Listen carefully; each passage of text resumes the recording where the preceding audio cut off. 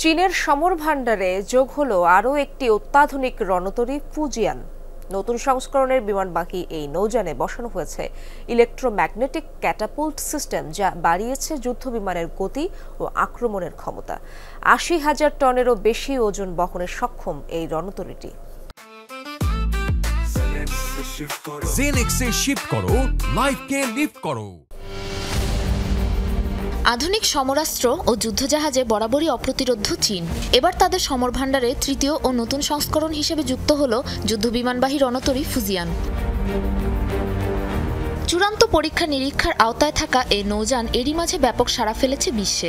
প্রথমবারের মতো দেশটি তাদের এয়ারক্রাফট ক্যারিয়ারে সংযোজন করেছে ইলেকট্রোম্যাগনেটিক ক্যাটাপুল্ট সিস্টেম, যা যেকোনো যুদ্ধবিমানকে দ্রুতগতিতে সামনের দিকে এগিয়ে নিয়ে এর উড্ডয়নের গতি ও সক্ষমতা বাড়িয়ে তুলতে সক্ষম।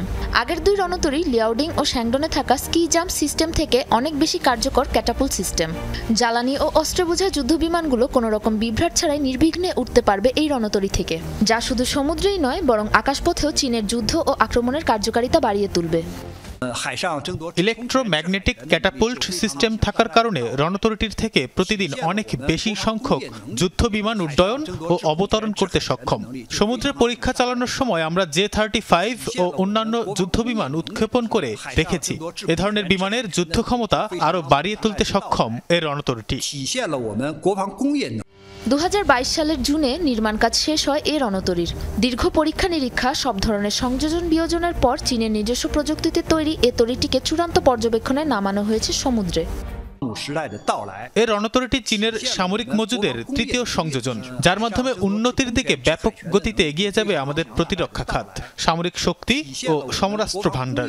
ফুজিয়ান চালু হলে শুধুমাত্র সেনাদের সমুদ্রপথে যুদ্ধ অভিযান চালানোই নয়, বরং নিকট ও দূরবর্তী সামুদ্রিক প্রতিরক্ষার ক্ষমতাও উল্লেখযোগ্য হারে বাড়বে।